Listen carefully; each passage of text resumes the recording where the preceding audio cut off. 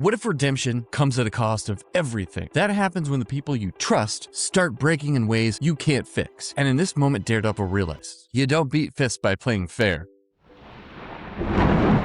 This is the way. This is the way. Welcome to Fatherly Fandom. I'm your host, Chris, and if you love Marvel, breakdowns, deep dives, and everything nerdy, you're in the right place. And go ahead and hit that subscribe button because we're headed straight into the finale. You do not want to miss what's coming next. All right, let's talk about Daredevil Born Again Season 2, Episode 7, The Hateful Darkness, because this episode didn't just raise the stakes, it detonated them. All right, let's talk Karen Page, locked up, humiliated, surrounded, and still completely unafraid. Fisk walks in, not raging, calm, cool, collected, and tries to break her. But instead, she mocks him. "You've taken people from me." That line hit hard because this is a direct callback to Wesley, Fisk's right-hand man that Karen killed back in Season 1. And you can see it, that wound still hasn't healed. But here's the twist. Fisk isn't just threatening her anymore. He's trying to legitimize her destruction. A public trial, a spectacle, a warning. And Karen, she's ready to burn it all down before she bends. And then, boom, she's back. Jessica Jones. Not just a cameo, this is a full-on re-entry into the war. And she brings answers. Luke Cage, he's alive. Overseas, apparently,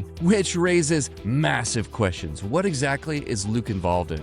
Because if he's tied to government operations, this could be way bigger than Fisk. And Jessica, she's done playing nice. She straight up tells Matt Fisk needs to be put down. Permanently. Now let's talk about the craziest move Matt has made all season. He frees Bullseye. Yeah, that Bullseye. The man who killed Foggy, Father Lantom, Raina Dean. And instead of revenge, Matt offers redemption. One good deed. That's it. So let me ask you, would you trust him? Because somehow it works. Bullseye ends up saving the governor, stops the assassination, walks away, and just like that, the most dangerous man in the room might be changing. Or this is all just the calm before the storm. Now this is the moment. Karen's big trial. Kingpin thinks he's already won, and then Matt Murdock. "For the defense, Your Honor." And let's be real, that gave you chills. Because Matt doesn't just show up, he flips the narrative. He cross-examines the AVTF, exposes corruption, forces the system to look at itself, and suddenly, the Kingpin isn't in control anymore. He's losing the city, and he knows it. Now let's talk about the most tragic part of this episode, Daniel Blake, because this is where the line gets crossed. He has BB in the car. He knows Buck is waiting. He knows what's going to happen, and for a moment, he chooses Fisk. But then he stops. He lets her go. He chooses to be better, and it cost him everything. Because when Daniel faces Buck, there's no redemption waiting for him. No second chances, just brutality. And then the gunshot. Daniel Blake is dead. And just like that, another body behind Fisk's empire. So here's the question for you. Was Daniel Blake ever meant to survive this world? Or was he always just another pawn? Meanwhile, we get Heather Glenn unraveling. This scene is uncomfortable, personal, explosive. She digs into Karen's past, her brother, Wesley, Frank Castle. And then Karen hits back hard. Did you know Vanessa had Foggy killed? That's it. That's the trigger. Heather snaps. She slaps Karen twice. So then we see it, Muse, in the reflection. So let's talk about that. I theorized this in my previous videos from the first episode. Is Heather actually becoming Muse now? Because if she is, Season 3 just found its next nightmare. Outside the courtroom, everything explodes. The Anti-Vigilante task force makes their move. Ambush, gunfire, chaos. I can't believe they're so brazen to do this out in public now, but hey, this is Kingpin's world, right? Matt protects Kirsten, but takes a bullet to the leg, and that is very important because Daredevil is not invincible anymore. He's bleeding, running out of time, and running out of options. All right, let's break down some of the details you might have missed. Luke Cage confirmation.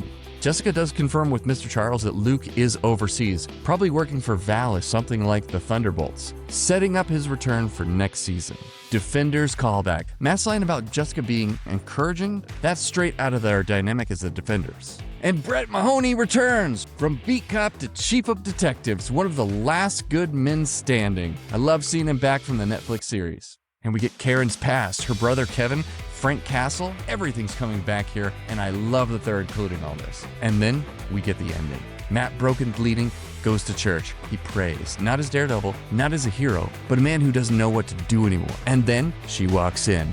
boom, it's Jessica Jones, baby. Again, because when everything falls apart, the Defenders start to assemble. All right, so what does this all mean? Let's bring it all together, guys. Karen is on trial, Fisk is losing control, Bullseye is changing, Heather is breaking more, Matt is desperate, and Daniel is gone. This isn't just escalation, this is the beginning of the end. Everything is collapsing right before the finale. All right, let's talk my rating here. I'm giving this episode a solid 8 out of 10, and here's why. The episode is good, really good, but coming off of last week's absolute top-tier episode, this one almost couldn't help but feel a little overshadowed. It's slower, more methodical, more setup and payoff, but honestly, we need that because this episode is doing the heavy lifting, positioning every character, setting every piece on the board, getting us ready for what's about to explode in the finale. This is our breath before the storm. And in a season this strong, that's not really a weakness, that's smart storytelling. This episode is called The Hateful Darkness, and yeah, we're in it now. Every choice, Matt's gamble, Daniel's sacrifice, Kingpin's desperation, is all leading to one thing: war. So let me know in the comments, was Matt right to trust Bullseye?